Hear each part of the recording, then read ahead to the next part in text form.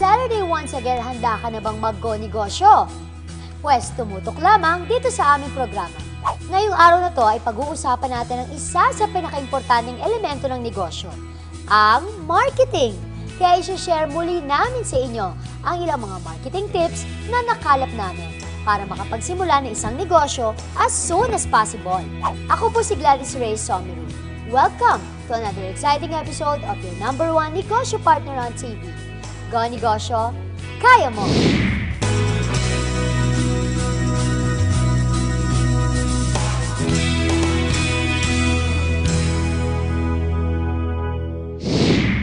Sa digital age na ito, the possibilities are endless, lalo na sa pagmamarket ng products.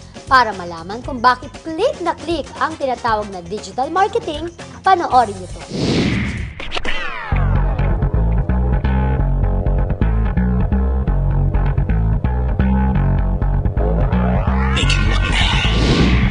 Marami ng negosyo ang nakinabang sa paggamit ng medium na online at digital.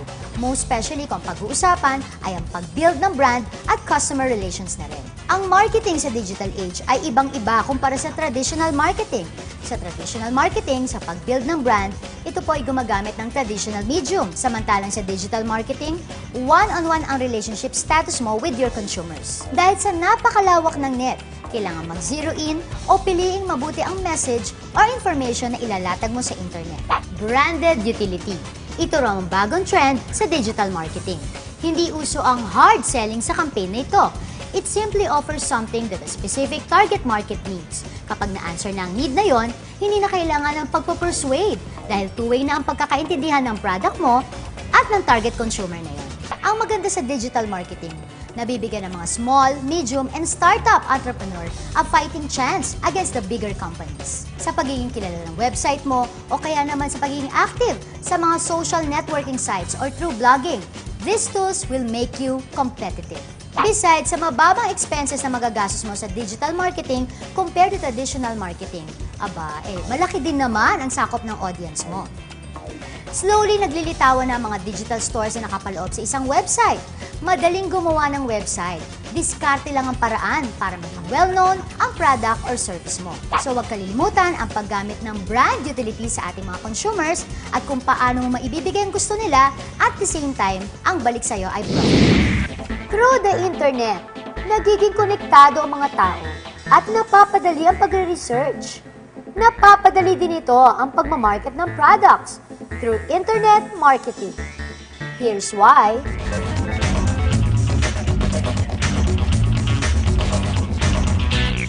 I think that's good. One reason why using the internet is really good for the entrepreneur is that you are actually no longer just limited to a local market. Because you're on the internet, your basic market is the entire world. You can actually reach a global audience this way.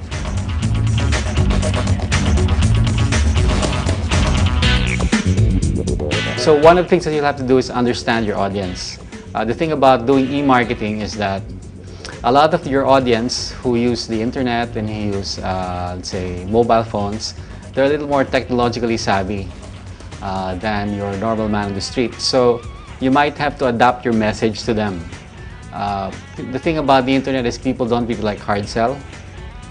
It's better to advertise in a more subtle manner, and people on the internet like to be entertained. So you might as well make your content funny, and you can use a lot of techniques now, like YouTube. You can put up videos on YouTube. You can record some audio and you can put it up as a podcast for people to download. I guess the last part is coming up with an actual marketing campaign of your own. So you can put up the website, you can talk to a digital advertising agency to help you execute your marketing plan. Or if you're just an individual, you can do it yourself. I think basically anyone who spent enough time on the internet understands exactly how people on the internet work. So it's probably easier to come up with a message suited for that kind of person. KSA Magic Skin Whitening is open for dealership. For dealers, you may call 0922-867-2377 or 566-8029. Mare, negosyo ba hanap mo? Mag-go negosyo na!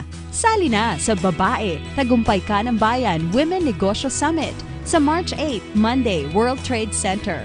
Maraming forum at seminars kasama ang mga Go Negosyo Angelpreneurs at mga eksperto sa negosyo.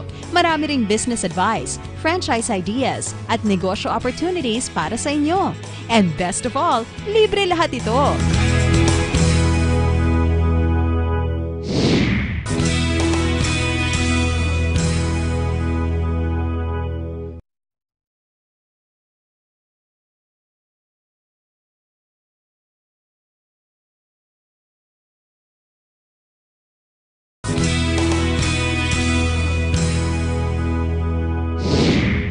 Para sa mga bago o lumang businessman, importanteng mapakilala ng mabuti ang bagong produkto. Importante ang mabusising pagpaplano ng lahat ng promotions and advertising strategies na gagamitin. Importante ang tinatawag na marketing plan. Panoorin natin muli kung paano ito simulan.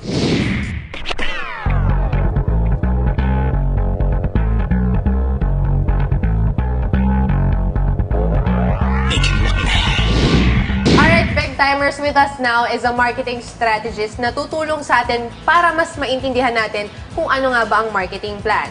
Mr. Josiah Goso. Sir Jo! Morning. Good morning po, sir. and welcome to Go Negosyo Big Time. Thank you for Sir Jo, inviting me. can you give us a brief definition kung ano nga ba ang marketing plan? Marketing plan is simply a document that outlines how a company or a brand intends to win in the marketplace. That's marketing plan. Well, you know what, Luan, just to, I just want to say na you don't mess up with this guy kasi Yes. yung mga libro na ginagamit natin back in college, he actually wrote some of them. And sir, ako naman gusto ko itanong, why is it important for a business to have a marketing plan? Well, because it's like if you're going to a destination and you don't have a route to your destination, it will be very difficult for you to reach your destination. So that's the reason why a marketing plan helps you identify all those opportunities. It helps you to identify how you're going to reach your destination and how you're going to win the marketplace. So can you imagine if you don't have a marketing plan? Yes, sir. You will be operating on a day-to-day basis. Exactly. But you don't know where you're going. You don't have a map, kumbaga. That's true. Ano yung mga factors or ano yung mga tactics na pwede natin gamitin in studying our competitions? Well, I think instead of studying competition, you can just look at competition, but then you don't have to follow what competition is doing. Kaya nga, the idea is how do you win in the marketplace? Exactly. Many companies commit that mistake, in fact, by looking at competition and following what competition is doing. And eventually, they end up with a parity situation, parity product, parity marketing plan. Everything is just about matching what competitor is doing. You end up, becoming a prisoner of what your competitor is doing is what you're doing. But instead of following what your competitor is doing, you want to be superior to your competition by doing things differently. Pag a simple business, you probably don't want to have a complicated marketing plan. Kasi the practical side of it is that you have, your target market would be people who are around the vicinity. Yes. So the less complicated, the better. Otherwise, if you come up with, talking about what the industry is all about. With all the graphs in it. That's true. When in fact, your market is just within a perimeter area. Exactly. So I think that's something that I'd like, to just correct. No? Yes. And so yun lang. Because it's not something that you want. Different companies should have different approaches to marketing plan. Pero para naman po sa mga kababayan natin na small and micro entrepreneurs lang, what tips can you actually give them to start out their very own marketing plan? So have a very effective marketing plan. Correct. I think there are and to follow the format of marketing plan, they must know what do they want to intend, what do they want to achieve at the end of the day, what's their intent rather. No? So do they want to double their business? Do they want to increase it by 50%? Because the strategy is going to be dependent on their objective. The more ambitious the strategy is, then the more ambitious the marketing objective is, then the more ambitious the marketing strategy should be. Right. And the strategy is simply a four-step approach. No? First is like you create awareness. The second is you make your product available. No? And the third is that you make sure that people will try your product. And the fourth step is you want to make sure that people will do repeat purchase. No? These are very simple 4 steps approach. It's like nagliligawan, di ba? You know, maybe your boyfriend or your girlfriend, for example, you have, people are introduced to each other. You make sure they're available. You have your first date, which is your trial. There will be customer satisfaction. You go on another date, and hopefully you get married and live happily ever after. That's customer loyalty. Parang ganun din yun. This morning, we're gonna talk about 3 things: identifying your competitors, the pricing policy, and how to determine your marketing methods. Competition need not to be a threat for your business. Rather, it should spur you to your best. In identifying your competitors, you must consider the following: description of competitors, size of competitors, profitability of competitors, and their operating methods. And speaking of operating methods, let's now talk about your pricing policy, which is an integral part of your own operating method. What is pricing policy? Simple. It's how you set your price at a level that maximizes profit in the longer term. In pricing your goods and services, take note of the following: cost of production, distribution method, degree of acceptance to the market, at madalas, factor din kung ano ang pricing strategy ng immediate competitors mo. The last thing to consider in making the best marketing plan is determining your marketing method. Selling a good product at a reasonable price is not enough. Siyempre, kailangan i-attract mo yung mga tao para bilhin ito, di ba? In determining your marketing method, your business plan should answer the following questions. How will you promote or advertise your business? How will you sell your product? Will you employ salespeople? Will you have your own outlet? Will you engage marketing agents? What channels of distribution will you use to reach your customers? What do your customers think of your product? How can you improve your business as an enterprise? With a good marketing plan on hand, I'm sure you're ready to accommodate a handful of customers that will come in. Ngayong alam nyo na kung anong kailangan sa isang marketing plan. Abay, ano pang hinihintay ninyo? Halina at planuhin ang inyong mga negosyo. Mare, negosyo ba hanap mo? Mag-go negosyo na! Sali na sa Babae, Tagumpay Ka ng Bayan Women Negosyo Summit sa March 8, Monday, World Trade Center. Maraming forum at seminars kasama ang mga Go Negosyo Angelpreneurs at mga eksperto sa negosyo. Marami ring business advice, franchise ideas, at negosyo opportunities para sa inyo. And best of all, libre lahat ito! KSA Magic Skin Whitening is open for dealership. For dealers, you may call 0922-867-2377 or 566-8029.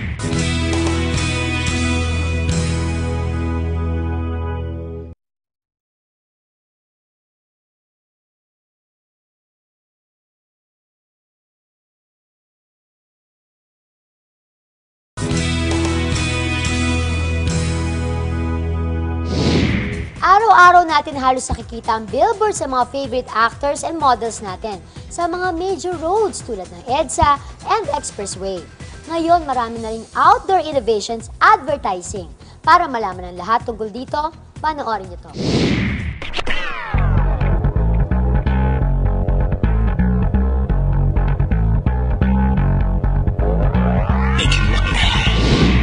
Okay, outdoor advertising is one of the form of medium of advertising, just like TV, print, radio. It's another way of informing the consumers of the product you intend to sell. Well, outdoor advertising today has really changed a lot. Before, outdoor used to be only billboards. Now, ang dami ng form of outdoor advertising. As a matter of fact, it is now called OOH or out of home. Anything that is out of home can be considered outdoor advertising. As of now, if you have a very small or not that big a budget to be used for promotions, the best way is to go yun yung tinatawag na outdoor advertising or out of home. So, at meron ka lang, if you have only 1 or 2 stores in one locality or in one place, the best is saturate, that very small place where you are in. It is the most cost-effective advertising that you can find. Right. There is no comparison because as we all know how not cheap prime spot TV is, and compared to outdoor, there 1 seconder could buy you 24/7 of advertising for billboard. 24/7 is 24 hours a day, 7 days a week. Like transport advertising, where we are very much in, comfort room advertising in malls, and also events, diba, sa different places in the Philippines. So, to name a few, you see now huge digital billboard, okay, using LCDs, okay, Trivision are moving billboards, and of course you see more and more also of in-store digital advertising, a huge flat TV, okay, which you can control like a broadcast, what you want to show. Ibang klase na talaga ang pagmamarket ngayon at mukhang patuloy pa rin ito mag-evolve.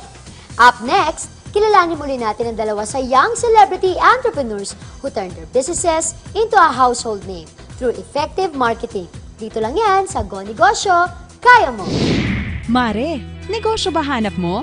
Mag-go negosyo na! Sali na sa Babae, Tagumpay Ka ng Bayan Women Negosyo Summit sa March 8, Monday, World Trade Center. Maraming forum at seminars kasama ang mga Go Negosyo Angelpreneurs at mga eksperto sa negosyo. Marami ring business advice, franchise ideas, at negosyo opportunities para sa inyo. And best of all, libre lahat ito!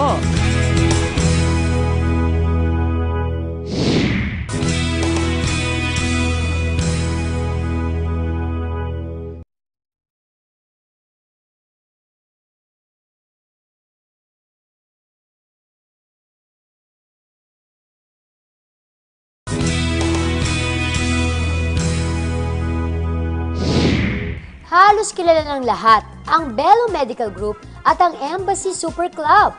Sa likod ng successful brand names na ito ay isang mahusay na marketing strategy. Alamin natin ang success story ng kanilang respective businesses mula kay Crystal Henares at Team Love.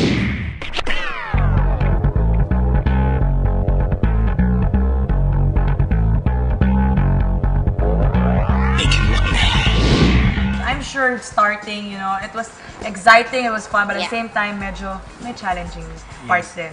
It's one thing to launch a brand, it's another thing to sustain it. Ooh, there we have it. Okay, when you say sustain, let's marketing say, talk. Let's say, give us one little example. For example, you launch your brand, it's really big, people are talking about it. 4 months later, you have you only plan your commercials to air siguro maximum of 1 month. Right. And after that, medyo gipit na sa budget. Kasi 200,000 for 30 seconds, medyo mahal yun. Right.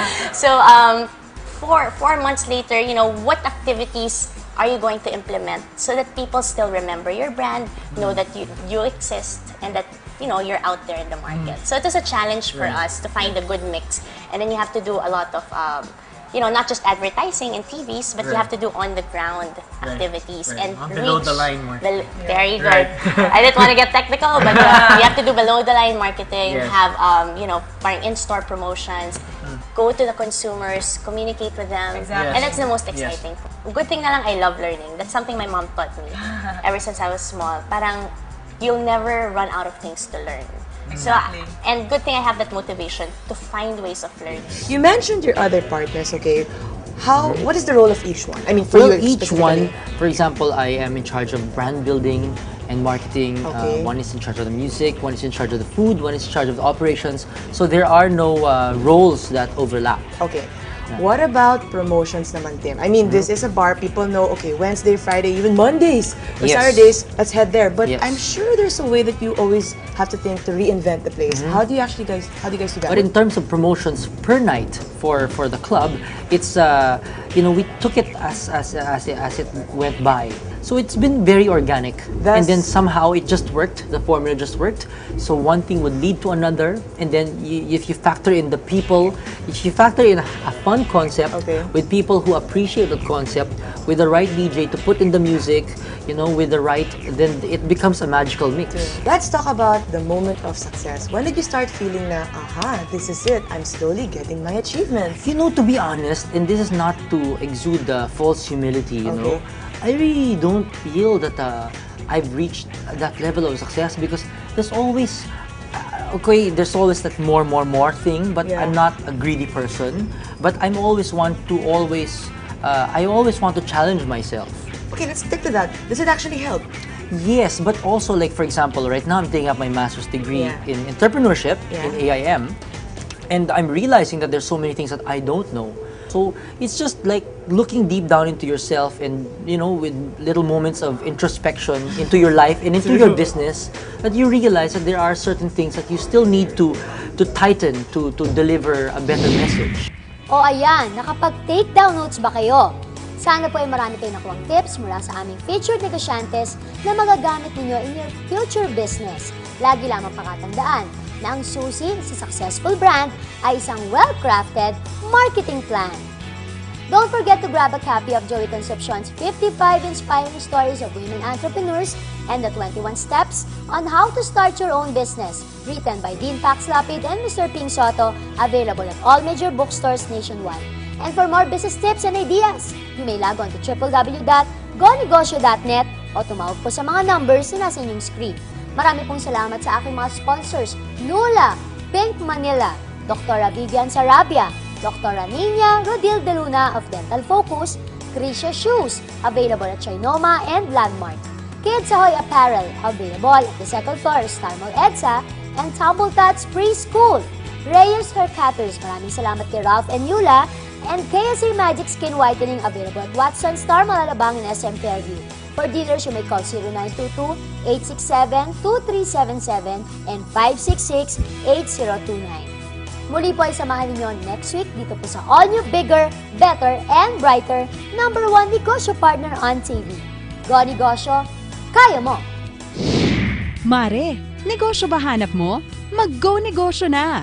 Sali na sa Babae, Tagumpay Ka ng Bayan Women Negosyo Summit sa March 8, Monday, World Trade Center. Maraming forum at seminars kasama ang mga Go Negosyo Angelpreneurs at mga eksperto sa negosyo. Marami ring business advice, franchise ideas, at negosyo opportunities para sa inyo. And best of all, libre lahat ito!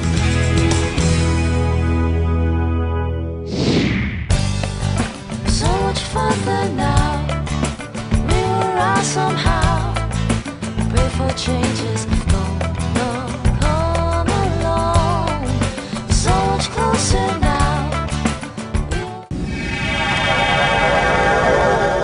It's Sunday once again, isang araw na naman na puno ng tips and inspiration para sa mga naghahangad na magsimula ng sariling negosyo. Nasa negosyo ka ba na kailangan ng manpower? Alam nyo ba kung sino hinahanap nyo for the job? Eh, paano nga ba mag-motivate ng inyong employees? Pero teka, paano naman na mag-fire ng mga pasaway na empleyado? Lahat ng yan, sasagutin namin maya-maya lamang, kaya tumutok lang. Ako po si Gladys Reyes Someru. Welcome to another exciting episode of your #1 Negosyo Partner on TV. Go Negosyo, kaya mo!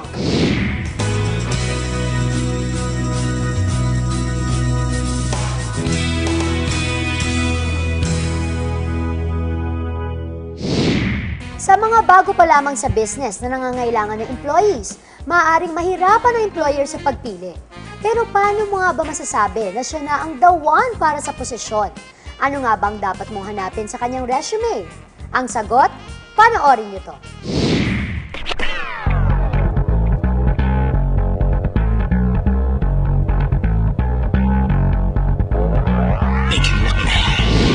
Ano ba ang mga tips mo para sa mga businessman na they would probably think it's time for them to hire somebody for their business? Ano ba yung mga tips na may bibigay mo sa kanila?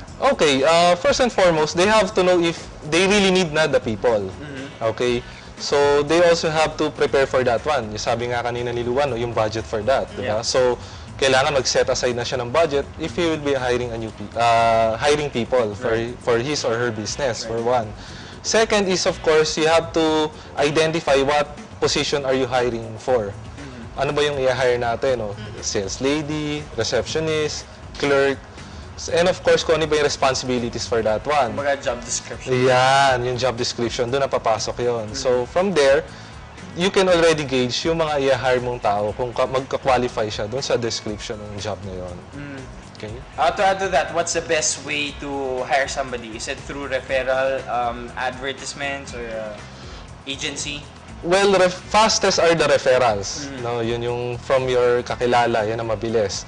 Right now, another faster is the online ads. It's actually cheaper. So for those who are starting now, the online ads are cheaper compared to the broadsheet ads. Okay. Okay, and it lasts longer then. So 30 days siya compared to a broadsheet ad na for 1 day lang siya makikita. And of course, since we're in a modern age na rin so yung candidate mo usually, you look for somebody who's computer literate. So if he applies through the online ad, more or less, di ba? You would know na at least he's computer literate. Importante ang mga empleyado sa isang kumpanya. Kaya make sure na ang pipiliin ninyo is the right man for the job. Alamin lahat ng dapat niyong malaman sa pag-handle ng inyong employees. Susunod na yan, dito lang sa Go Negosyo, Kaya Mo! Mare, negosyo ba hanap mo? Mag-go negosyo na! Sali na sa Babae, Tagumpay Ka ng Bayan Women Negosyo Summit sa March 8, Monday, World Trade Center. Maraming forum at seminars kasama ang mga Go Negosyo Angelpreneurs at mga eksperto sa negosyo. Marami ring business advice, franchise ideas at negosyo opportunities para sa inyo. And best of all, libre lahat ito!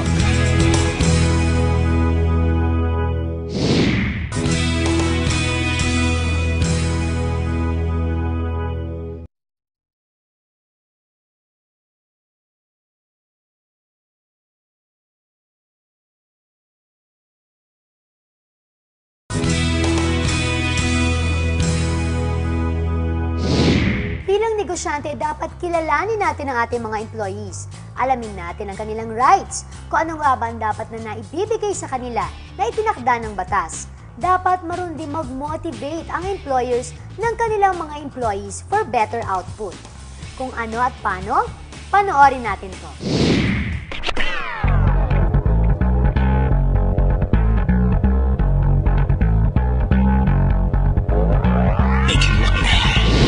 How do you actually motivate your employees to do well in their respective fields or jobs? Right, and you know, it's a very challenging question that you're asking me right now. Yeah. I can speak for the call center industry that I represent, since I've been there for the last 8 years, and it's really been very difficult, you know, to keep young people like you, right, to stay there, you know, because of the challenging work.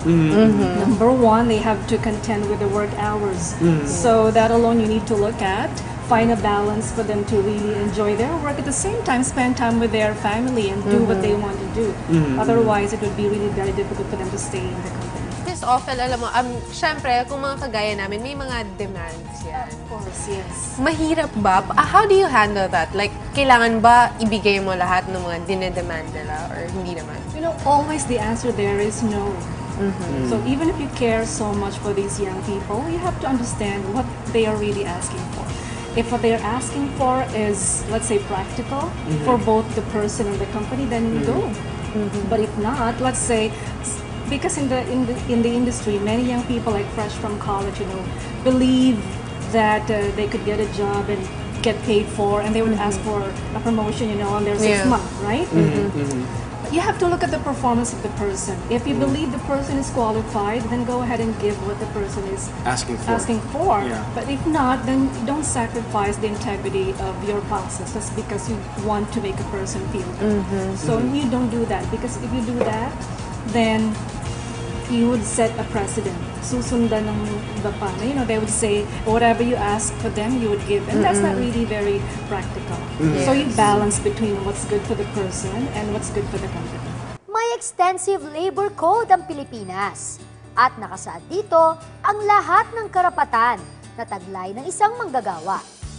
Importanteng alamin at sundin ito ng employers para maging healthy ang atmosphere ng workplace. Ito ang ilan sa importanteng benefits na dapat natatamo ng employees. Miss Amy, how do we actually keep our employees happy? Meron bang, of course, let's discuss about yung mga security of tenure, yung mga wages, mga leaves, holidays, and stuff like benefits. that. Benefits, of course. Mga benefits po namin, one of the benefits are yung health benefits, and then yung sa mandatory benefits po ng labor, and then yung sa mga, yung PhilHealth, SSS, and then yung pag-ibig. One of the... Kasama din ba sa security of tenure yung separation pay? Yes, kasama po din yung separation pay namin with the employee. Now, going back to, kumbaga yung mga bakasyon naman, of course, Miss Amy, hindi naman dapat yung mga workers natin nagtatrabaho 7 days in a week, diba? 24/7, diba? 24/7. Yes. Tsaka meron tayong mga leaves na tinatawag. Yes. Can you tell us more about that? Sa company po kasi namin, bali yung work days po namin is from Monday to Saturday. But on Saturday, we do have a half day lang po. Pero po yung pay po nun is for whole day na. Yan po yung isa sa benefits na binibigay namin. Parang bonuses na po namin sa empleyado yon. And of course, meron tayong mga leaves in a month, diba? Yes. Sa po namin, 12 pong leave namin, 6 sa sick leave, and then 6 din po yung vacation leave. Not bad, not bad. Alright, now going naman dun sa safe working conditions. Of course, kung meron tayong mga employees, hindi naman pwede mag-create tayo ng environment na hazardous para sa kanilang trabaho, hindi po ba? Ano po ba yung mga dapat natin tandaan if ever meron tayong isang kumpanya at meron tayong mga trabahador or employees? First of all, kailangan ng empleyado yung tinatawag natin na security dun sa health nila. Lalo na dun sa yung working condition po natin. Kailangan meron po silang tinatawag yung health benefits po na binibigay sa isang empleyado.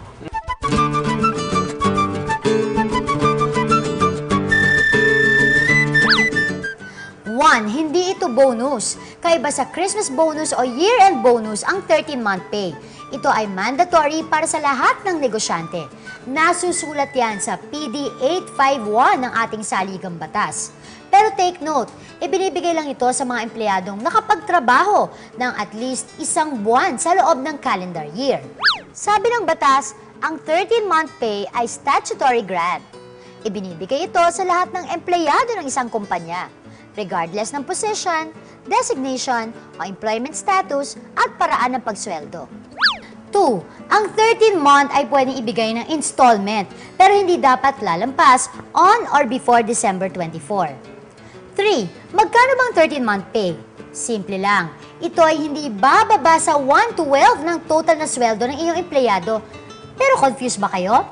Eto, don't worry. Kasi katumbas lang yan ng 1 buwang sweldo ng empleyado mo. Yun lang yun. Question, pwede bang hindi magbigay ng 13-month pay niya? Ang sagot, pwede naman. Kaso, kailangan mo na humingi ng permit sa Department of Labor and Employment. At ito ay para lang sa mga kumpanyang hindi kayang makapagbigay ng 13-month dahil na rin sa krisis o pagkalugi. At panghuling point, sabi ko nga kanina, iba yung Christmas bonus sa 13-month pay. Kaya kung gusto mong mamahagi ng blessings, aba, pwede rin naman. Pero make sure na iba yung ibibigay mo na 13-month sa bonus. Kaya mga bossing, take care of your employees dahil kung wala sila, aba, walang patutunguhan ang inyong mga negosyo. KSA Magic Skin Whitening is open for dealership. For dealers, you may call 0922-867-2377 or 566-8029. Mare, negosyo ba hanap mo? Mag-go negosyo na! Sali na sa Babae, Tagumpay Ka ng Bayan Women Negosyo Summit sa March 8, Monday, World Trade Center. Maraming forum at seminars kasama ang mga Go Negosyo Angelpreneurs at mga eksperto sa negosyo. Marami ring business advice, franchise ideas at negosyo opportunities para sa inyo. And best of all, libre lahat ito!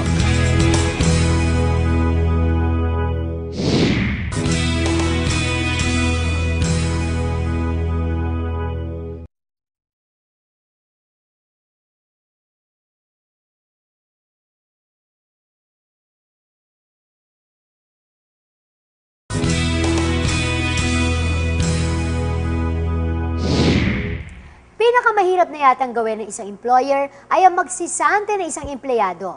Pero ano nga ba ang dapat i-consider bago mo gawin yon? Ano ba yung mga factors bago i-fire ang isang empleyado? Paano bang tamang pag-approach dito? Eto po't panoorin natin.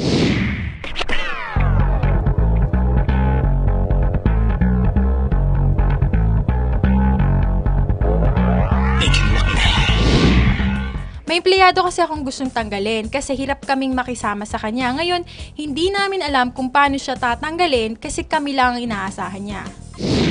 Magandang katanungan yan, ano? Siguro, pwede nating umpisahan dun sa hiring process, no? Para maiwasan yan, in the first place, ang aking advice is during the hiring process, sabihin lahat ang mga patakaran, rules and regulations ng inyong organisasyon. Dapat yan naka-identify na sa rules and regulations nyo at nakapirma siya ron. At nakalagay doon, nakasaad doon, kung ano ang mga violations that will merit, no, warning, suspension, termination. At nakapirma siya ron.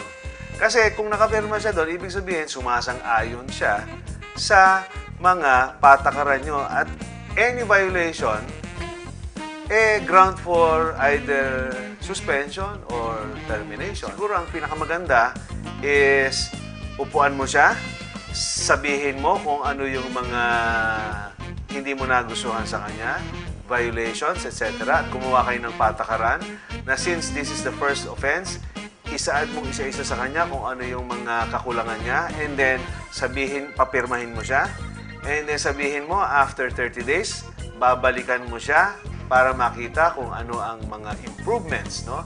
At kung wala pa ulit, nakasaad na doon kung ano yung mga consequences kung dito sa mga identified areas na ito, wala siyang pagbabago. So, anong kasunod nun? Na ito, nagkaintindihan tayo na kung halimbawa hindi matutupad ang kahilingan ng organisasyon, ito na yung consequences. Nakapirma ulit siya doon. Therefore, dahan-dahan mo siyang i-prepara para sa consequences. Ngayon, kung gusto mo naman siyang tulungan, maybe you can transfer him to a less sensitive post where his talent is needed. Isipin nyo na lamang na trabaho lang ito at walang personalan. That's how it is with work. Huwag kayong aalis at magbabalik pa rin ang Go Negosyo Kaya Mo. Mare, negosyo ba hanap mo? Mag-go negosyo na! Sali na sa Babae, Tagumpay Ka ng Bayan Women Negosyo Summit sa March 8, Monday, World Trade Center. Maraming forum at seminars kasama ang mga Go Negosyo Angelpreneurs at mga eksperto sa negosyo. Marami ring business advice, franchise ideas at negosyo opportunities para sa inyo. And best of all, libre lahat ito!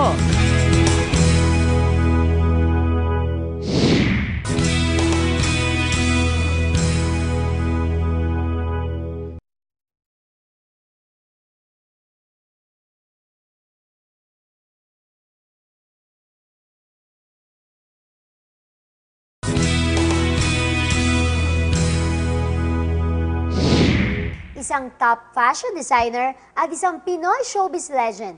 They have one thing in common. At yun nga ay parehas silang negosyante with a workforce that helps each of their companies to remain on top. Let's hear the stories of Mr. Rahul Laurel and Kuya Germs one more time. Panoorin natin to.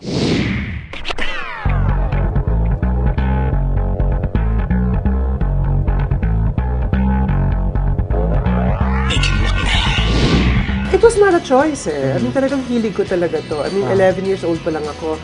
Love ko na talaga yung fashion. I mean, I would even save my allowances just so that I can buy fashion magazines or buy new shirts. I mean, it's intrinsically already part of me.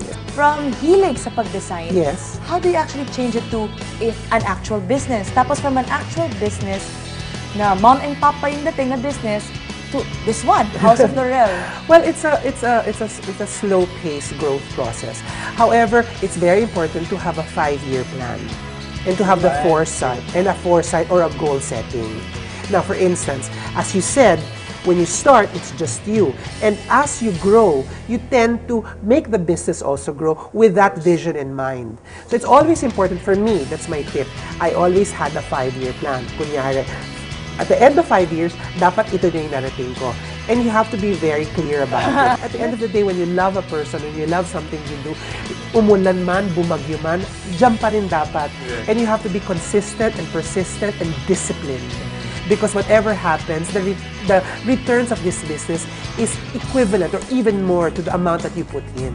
With any business, it's the time that you put in that will make it grow. I didn't know na someday it will happen like that, but because during the time I was in Sampaguita studio, and Dr. Perez, our dearest producer, the late Dr. Perez, and Ma'am Vera and Mrs. Perez, they treated me like a member of the family.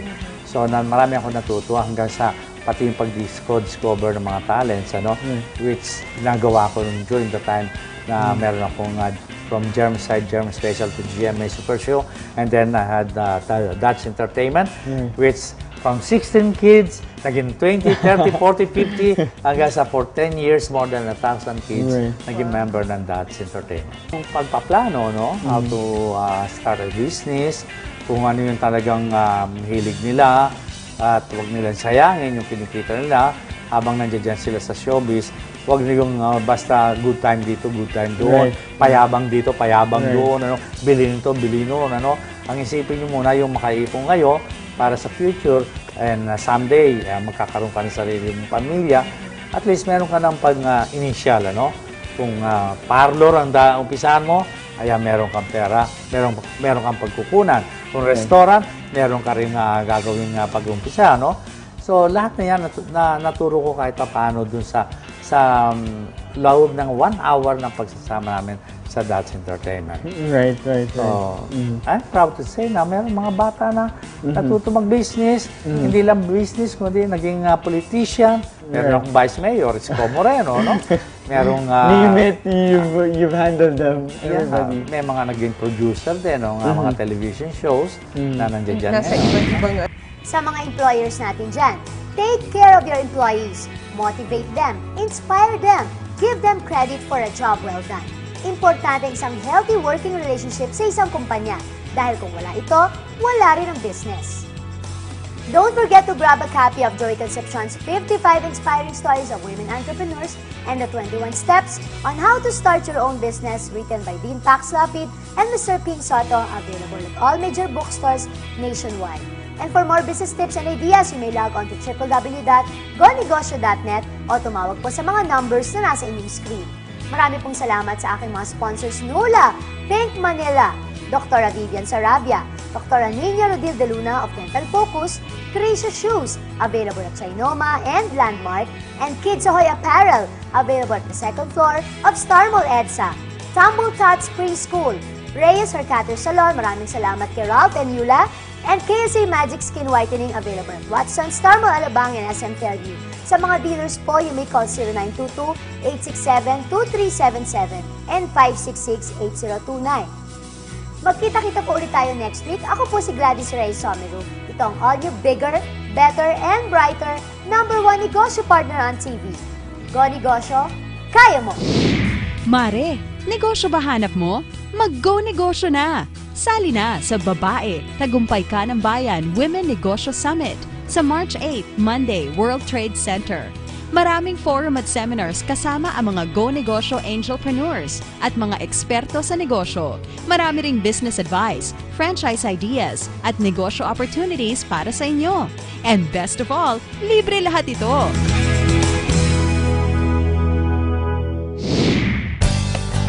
So much further now. We will rise somehow. Pray for changes.